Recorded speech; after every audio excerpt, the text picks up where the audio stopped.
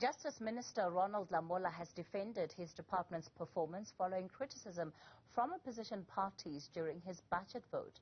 The Democratic Alliance's Werner has cited inefficiencies at masters' offices and, of course, the state of court buildings nationwide as an indication of the state of regression in the ministry.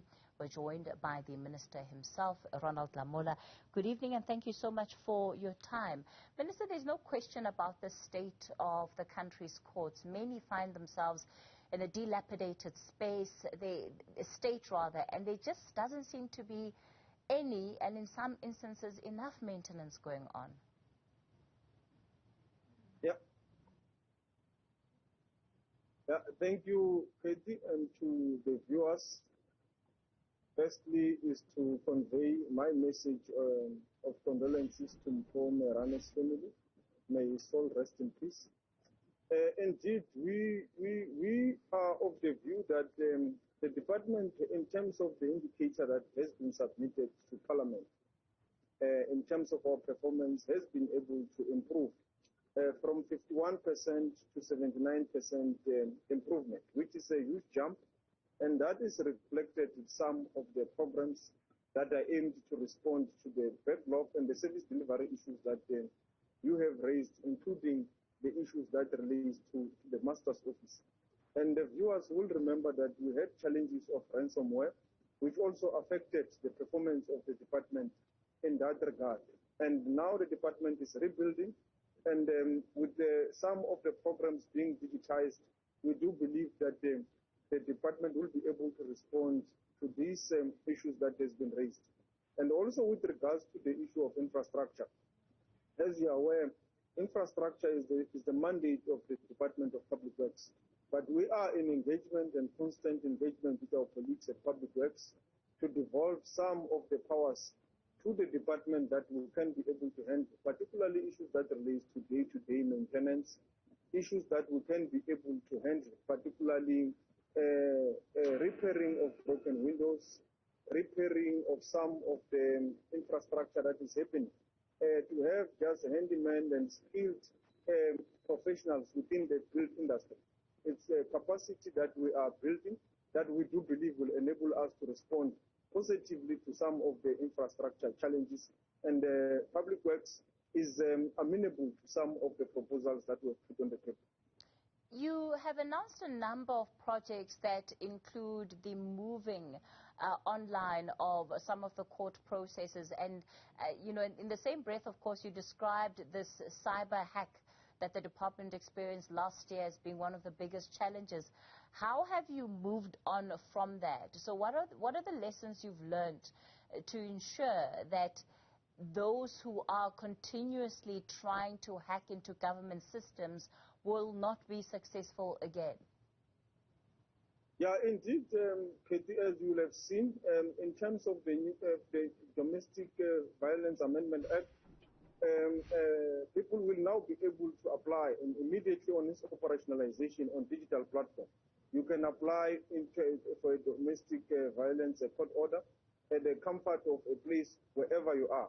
So that is one of the achievements, and even in the Master's Office, as I've said, there will be programs that you can be able to apply and be able to receive some of the services online.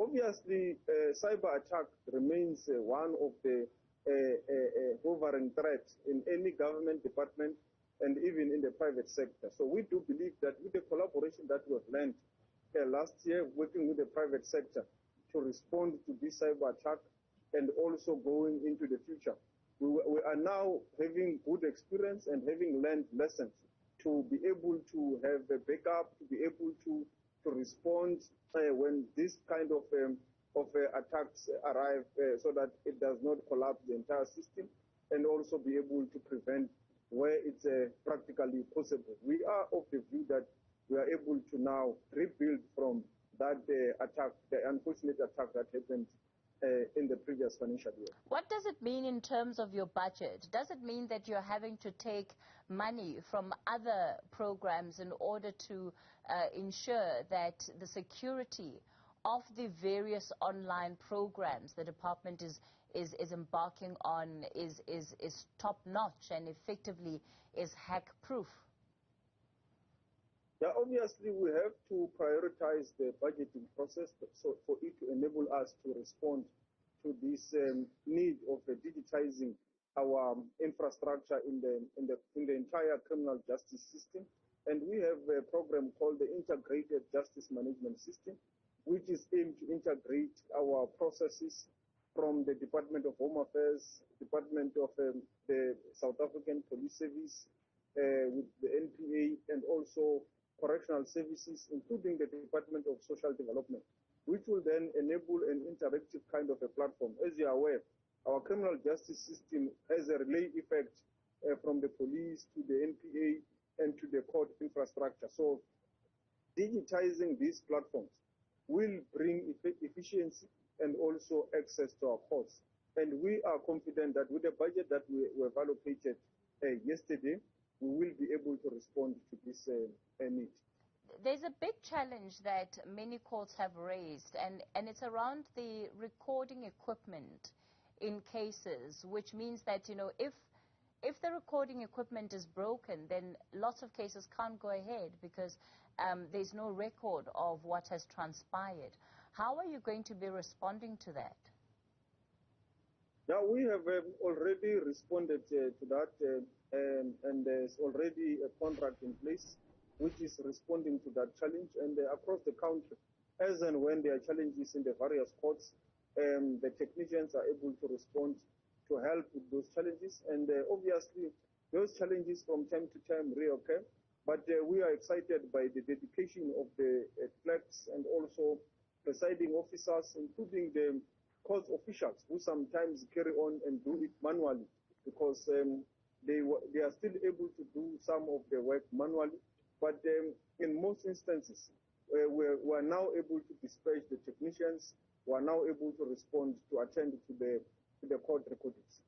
Minister, I want to end it off with the financial viability of some of the entities under the department. And you've spoken about the allocations for the NPA, you know, Public Protector, Human Rights Commission, and SIU. The SIU has been praised for the incredible work that it's been doing over the last couple of years. But they've also flagged an issue about being owed monies, millions of rand, by various departments that rope them in to help them run investigations. How are you going to ensure that these departments are actually meeting their financial obligations to the SIU to ensure its financial sustainability? Yeah, obviously we will definitely look into that, because the challenge obviously is created by the fact that some of the officials that are supposed to pay the SIU are the ones that are being investigated, and we are engaging with our colleagues to ensure that they do pay the SIU. But we have been able to ensure that we allocate them a budget of about 450 million in the last in the current financial year, so that they are able to function and do their job. And we continue to look at areas of savings across the board, as you will have seen today during the budget vote of the Correctional Service, where we are now able to estimate a budget savings of about 163 million through our self-sufficiency program, where the inmates work. They do various things like the plumbing, planting, welding, and various productions, which we do believe will play a big role in giving us self-sustainable methods and for government to be able to function efficiently. Sure, but that money will benefit correctional services. So in terms of the SIU, how will you ensure that their financial sustainability is not under threat going forward? Yeah, as I've said, that we will obviously engage with our other colleagues to ensure that the SIU is being paid. But we have, as I've said, allocated a budget to the SIU of more than 450 million rands.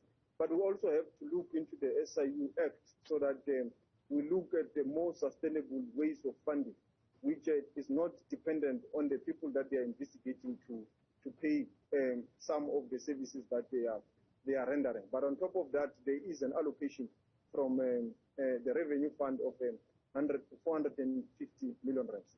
Correctional Services and Justice Minister Ronald Lamola. Let's leave it there for tonight.